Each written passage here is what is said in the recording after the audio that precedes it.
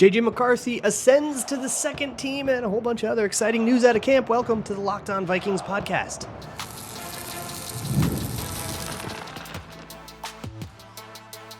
You are Locked On Vikings, your daily Minnesota Vikings podcast, part of the Locked On Podcast Network, your team every day. Hello, everybody, and welcome to the Locked On Vikings podcast, where we're always trying to learn something new.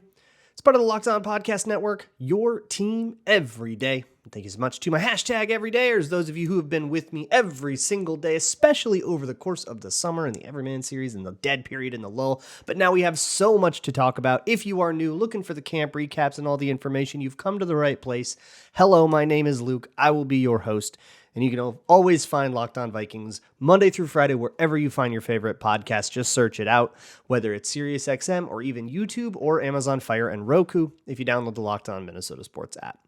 Today's episode is brought to you by FanDuel. Make every moment more. This summer, FanDuel is hooking up all customers with a boost or bonus daily. That's right, there's something for everyone every day, all summer long. Visit FanDuel.com to get started. So we've got a lot to go over today. There will be no Everyman Series entry today. We've only got a few left, but we'll wrap them up another time, kind of throughout the course of camp and preseason and stuff, because we've got a lot of camp stuff to go through. And the big one is over the, I think, Friday and Saturday practices we haven't been able to talk about much. The Friday practice was a walkthrough. Kevin O'Connell wasn't there. He was speaking at Kyrie Jackson's funeral. There were a few other people from the Vikings there. So they just did a walkthrough, not much to learn from it. One thing we did learn on Friday was about Shaq Griffin's injury. He is day-to-day is what they said. O'Connell said, maybe we'll have him next week. That kind of was the timeline. So he'll maybe miss a little bit more of camp, but I doubt if he is the entrenched starter that it seems like he is. I mean, nobody's challenging him. Nobody's rotating him in. So if you call him an entrenched starter, you probably wouldn't see him in preseason anyways. So I don't know if he was going to miss too much more than that he was actually expected to do. So that's that. But then came Saturday's practice, and at Saturday's practice, which was the first one open to a whole bunch of fans, JJ McCarthy popped off again, especially in a red zone drill where he managed to find the touchdown on 3 of the 5 attempts that he had, which is pretty great red zone stuff. A lot of darts over the middle, a lot of those high velocity passes that we've come to love him for. But I think the key thing, while everybody's like, whoa, he looked really sharp, the key thing is that he was playing with the twos. So basically the system as it works with the Vikings is rookie quarterback OTAs with the threes, no chance for upward mobility. We are not realigning anyone's depth chart based on OTAs. You can't get a job. You can't lose a job. Relax. Focus on learning. Focus on understanding and installing and getting the system and getting your brain right? No pressure. And that's a very deliberate thing that Kevin O'Connell does to take the pressure off of that. No competitive, none of that, right? You have a little bit of time now to, freely make mistakes because we're not evaluating you yet. 3 practices into the part where we are evaluating JJ McCarthy, he has now risen up. I think there's a lot of signal in that.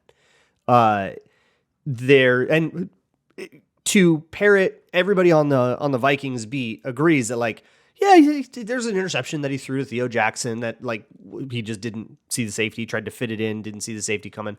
There's sure going to be blunders, but everybody agrees that he looks really sharp. So I think that's fun. That is great news. And it also means if he's going to stay with the twos and Nick Mullins is going to stay with the threes, Jaren Hall still banished to the fours, which isn't even really a thing. If the fourth team, you barely ever get reps, it's very bleak down there. But if that's going to be the way that things stay, then that would mean that JJ McCarthy is probably starting preseason games.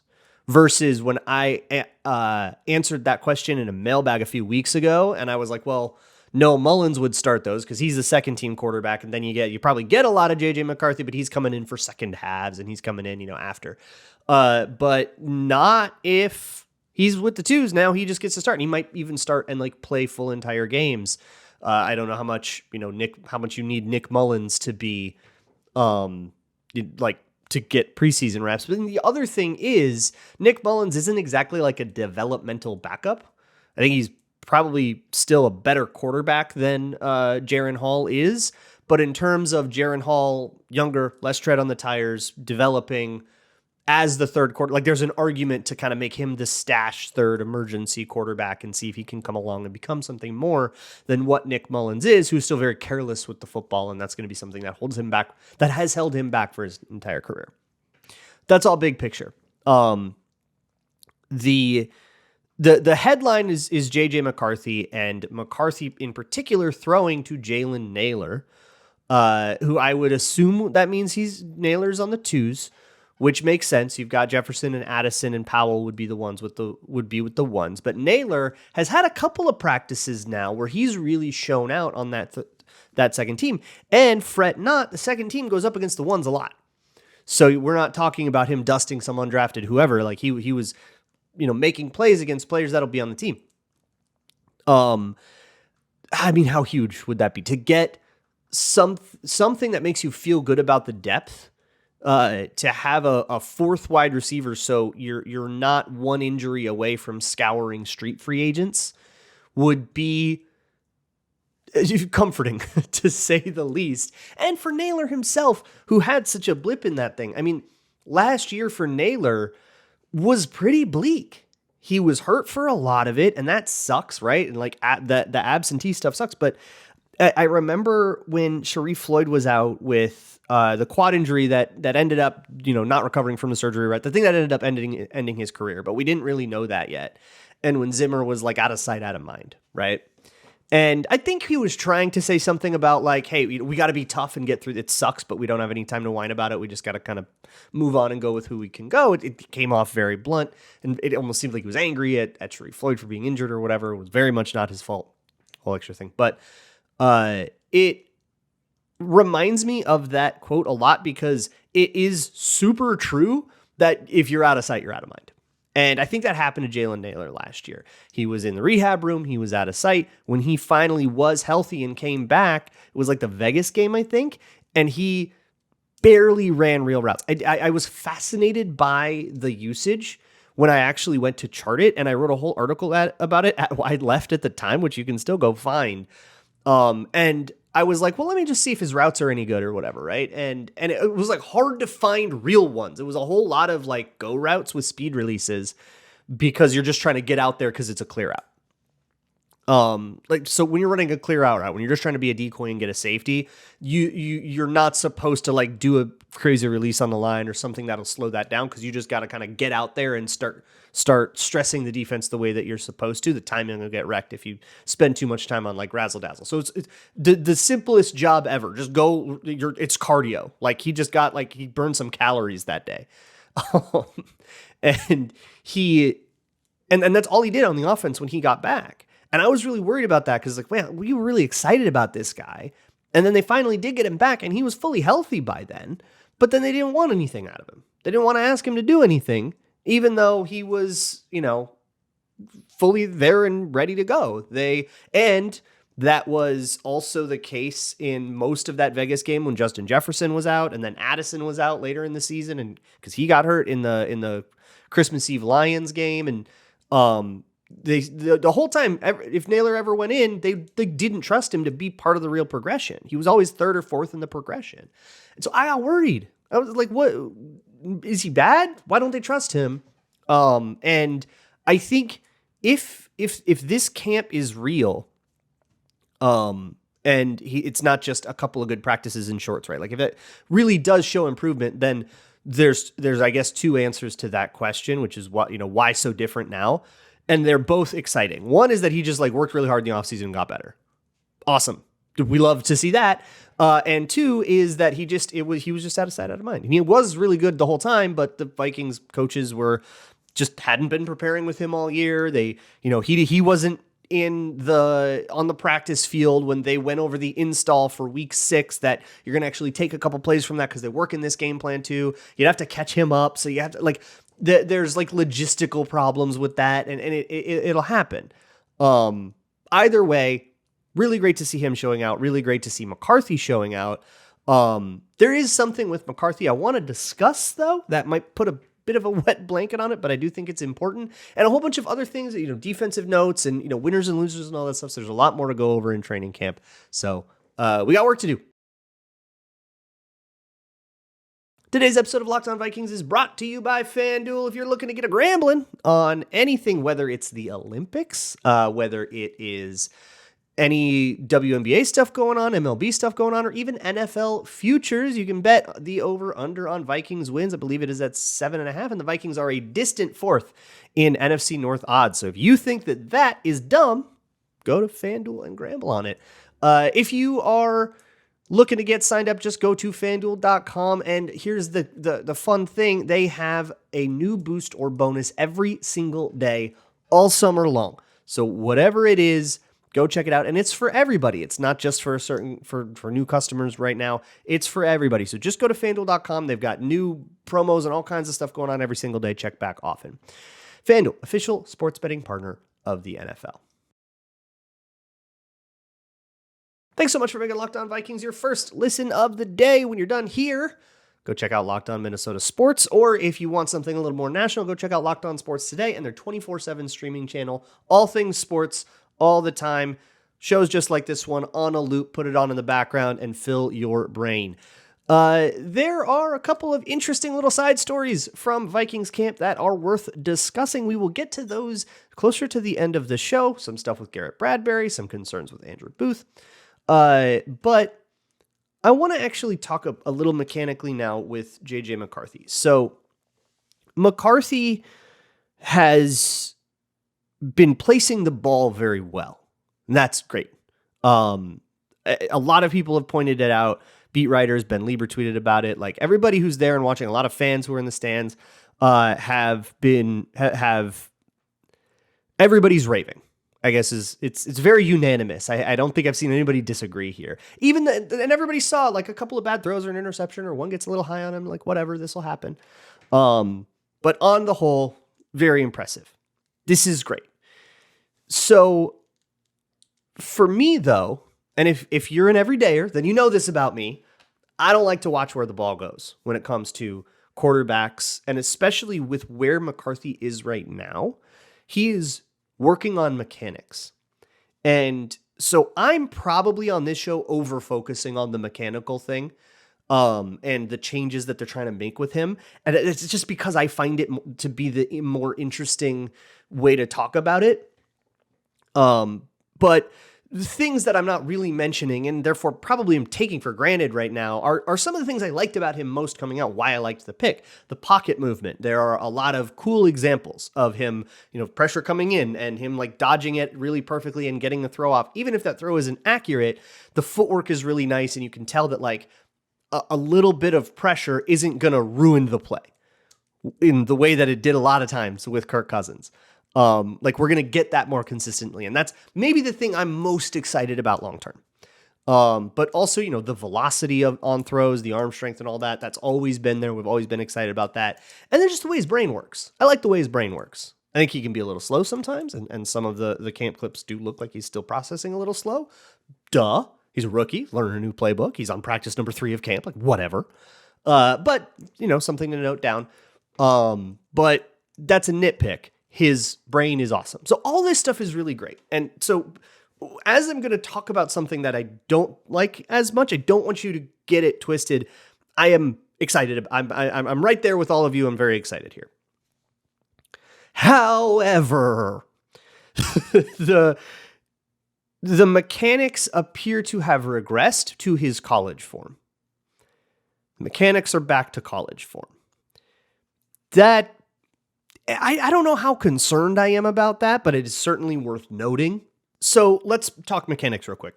So when you're trying to throw a ball hard with your arm, the best way the human body has, and I'm sure I'm a broken record to my everydayers here, the best tool that a human body has is torque. Twist yourself up and then untwist yourself. That's going to be the best way to generate velocity. It's the most power you have. It's why golf swings are the way they are. It's why baseball pitches and swings are the way they are. And it's why quarterback throws are the way they are. Shot put, discus, all of this. It's all very similar biomechanics. So what you want is to twist up your hips and your shoulders and your whole body. And then in an ideal world, for a great example of this, watch Anthony Richardson throw. You want your hips to come through and uncork.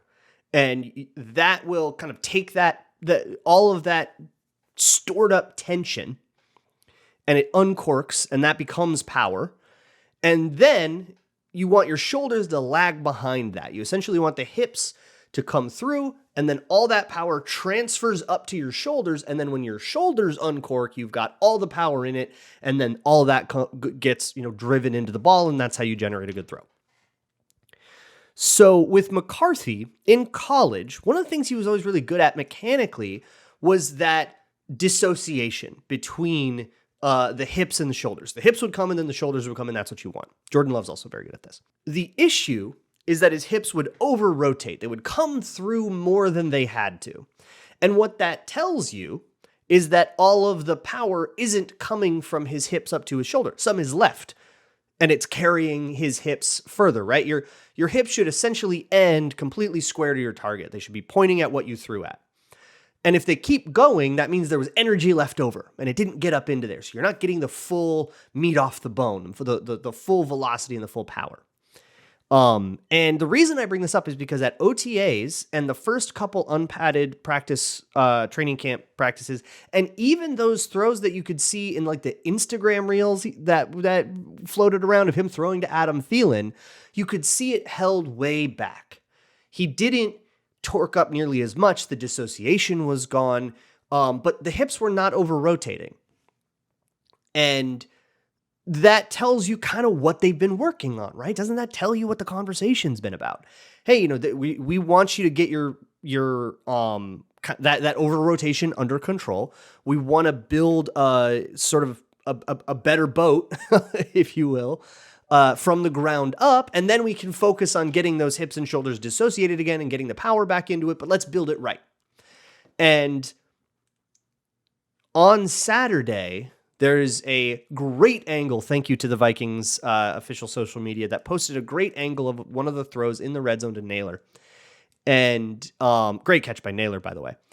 And you get the full body thing, and you can see that dissociation is back, and so is the over rotation. So whatever went on all off season wasn't there on Saturday. Now it's one day.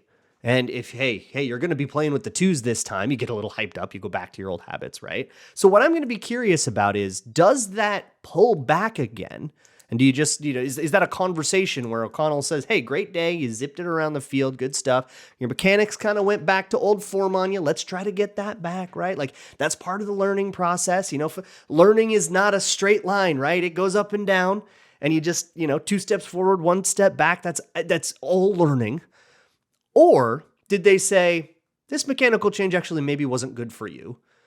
Maybe we do want you to have that power, and we're okay with the over-rotation thing, and we're just going to kind of take it. We tried to change your mechanics and optimize a little bit, but we think the juice maybe wasn't worth the squeeze. We're going to go back to things. And that's a decision that is very much up to like Kevin O'Connell and Josh McCown specifically. And so this is way above my pay grade, which of those things is a better idea, but I'm very curious about it. So I think that we've seen, like, I don't want to use the word regression because that implies that he went from getting better to getting worse. But like grammatically, that's the right word to use. He regressed back to old mechanics. And the question is whether or not that was an idea to do on purpose. It could have merit, but it could also just be something where he got a little bit amped up and he went back to some old habits, and you got to calm him back down. I'm fascinated with this. And I hope that's a little more interesting than just talking about how he hit some passes over the middle. Like, those passes were well placed, but if those mechanics persist, because you're having to kind of throw it hard to make up for the power that you lose from the energy not transferring right, you're going to find inaccuracies. And they didn't come up that day, but they will come up other days, just like they did at Michigan sometimes. So something to keep in mind. But there's a whole bunch of other stuff outside of the quarterback that is worth discussing that came out over the weekend. So we'll get to that next. Today's episode of Locked On Vikings is brought to you by Gametime. It's the best place to find last-minute tickets to anything. And here's the deal, all right? Season's around the corner. So if you're trying to get out to a Vikings game, you have to check it out on Gametime. They have all kinds of flash deals, which are exclusive in-app deals on select seats ahead of the game or any event, concerts, comedy, whatever it is. But they're exclusive deals, and the savings are insane. If you are the type to be spontaneous, maybe you say, hey, let's run out to a Twins game. Are there any tickets? You check it on Gametime. You can save up to 60% on ticket prices that way, just from people trying to get rid of them last minute. And Gametime will pass those savings on to you. So they've got all kinds of deals, and they have all-in pricing. So if you click that little toggle, you'll be able to see what you will pay at checkout. No hidden fees, no nothing. It is all added up right there in front of you, so you can make an informed decision.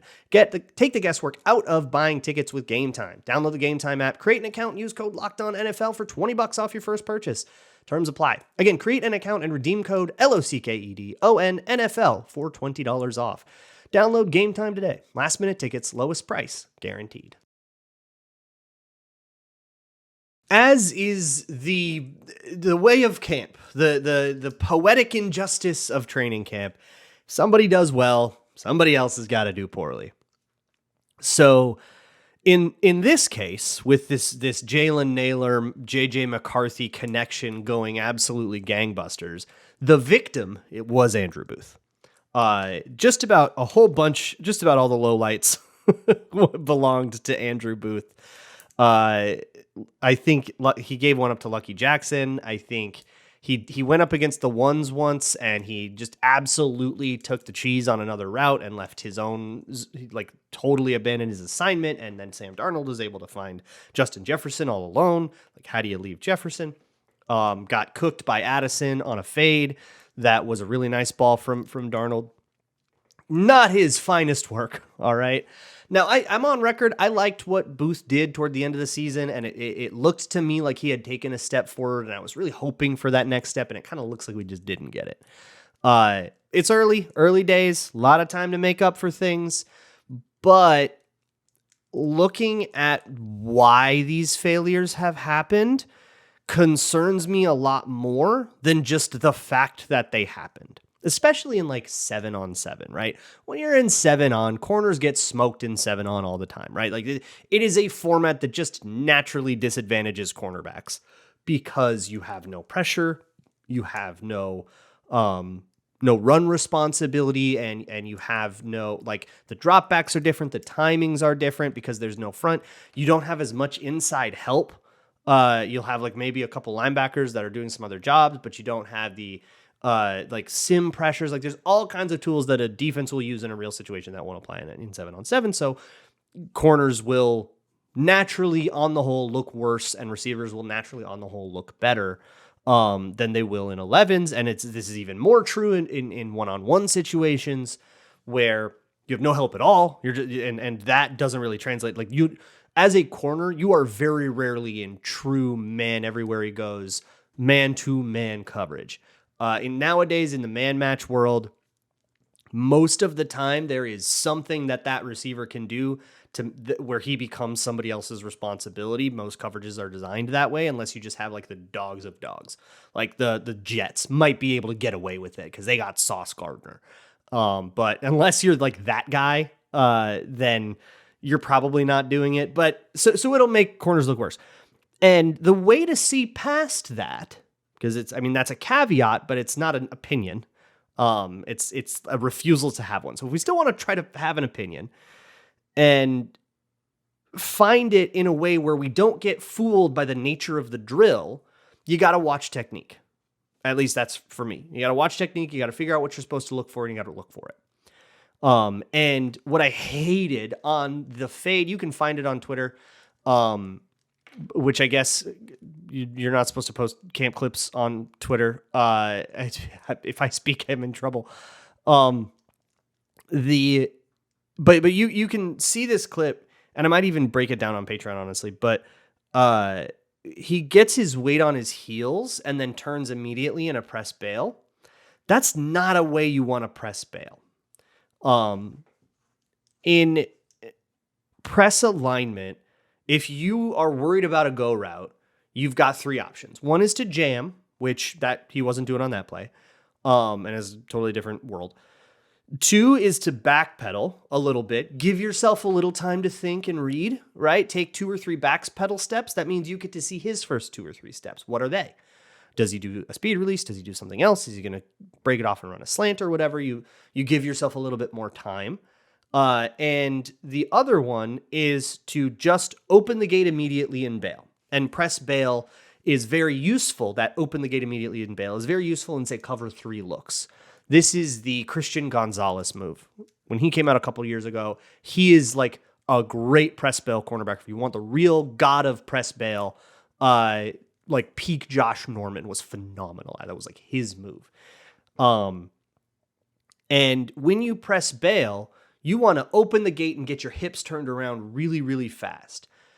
That doesn't mean getting your weight on your heels. That means you want the weight on the balls of your toes or on the balls of your feet so that your feet are nimble and you can get those feet turned around. There is an old adage in all things athleticism, your toe will take you where you want to go. And the way that I was taught this was stand straight up and then take one of your feet and just like kick it out and just like point your toe another way, pick up the other foot and watch your hips come around naturally, right? Like it's just, your body just doesn't want to be twisted up. And that's a thing you can take advantage of in athletics. So you want to get that toe turned around. If you're just on your heels, you're giving yourself a little bit of backward momentum. And like falling off of it a little bit, and then you get going. But it's so slow and clunky, and Addison blew right past him when he was doing that. If you're going to do that, do some backpedal steps so that you have some options, right? And then open the gate when you think you're ready. But that's not how he did it. So it was like a technique I didn't like is the way I'll put it, because maybe there's a reason that he's taught it that way that I'm not familiar with. I'm not like that familiar with cornerbacks, so I could be totally off base and just maybe that's a thing and I just don't know about it. But I mean, he got smoked, so it's like hard to defend by that. Like, oh, he did everything right. Like, no, he got smoked. So I didn't like that, and I can't really see a lot of him on all the other reps. But if they all contain stuff like that, if he's taking the eye candy a lot and all that stuff, just totally reverting back to rookie year disaster Booth. Then, we start talking about, does he make the team? Lewis Seen has been hurt, by the way, speaking of 2022 draft picks. That's not going to help him make the team. But at the same time, DBs are dropping like flies, so they might have to. And O'Connell actually did mention in a presser, like maybe we have to add somebody. So the Jacoby Francis guy wasn't the only corner that they will add, which is, I guess, reassuring, but I still don't know who's out there that's like remotely exciting. James Bradbury doesn't do it for me. He's muy cooked. So don't love that. The only other thing I wanted to mention was an article that came out from Mark Craig at the Star Tribune about Garrett Bradbury and how he is bulked up. Apparently Garrett Bradbury looks physically bigger and has put on a lot of weight. He and Blake Brandel did this new diet with some like Indian Ocean saltwater supplement that's supposed to help with like muscle retention or something. I don't read the Star Tribune piece. I don't pretend to have any idea what in God's name that's about. But apparently they like lifted weights a little bit harder this off season instead of doing the normal recovery stuff you do in the early off season where you're still recovering from the pains of football. And apparently they hit the weight room harder there and used this supplement for recovery and got a little bit bigger. Dalton Reisner did none of this and makes fun of them for it, which is fantastic. Dalton Reisner, who, hey man, he knows ball when it comes to food, so I'm not worried about that. And Reisner, by the way, second team right guard all the way. The article posits that he's like pushing Ed Ingram. But again, much like with Shaq Griffin, it's like, well, if you're not rotating out of your first team reps, you're not in a competition. You're in a competition in name only, but like, let's be realistic here. So I think the line is set as Darrisaw, Brandel, Bradbury, Ingram, O'Neal until otherwise noted. So that's something we'll see if that makes Bradbury better, or if he loses a bunch of speed with more bulk. When you change your body composition, that can expose you to other injuries too, because there's more stress on ligaments and joints and stuff. So we'll see if he can stay healthy with that. We'll see if he can stay fast with that, and if that strength helps him and all that. But that is kind of what you want out of him. When the deal is you're not strong enough to handle a big nose tackle, and the story is he got stronger, a little bit of a camp trope. We'll put a grain of salt on it, but maybe that's exactly what you wanted to hear. I don't know. A lot of stuff I'm like really excited about.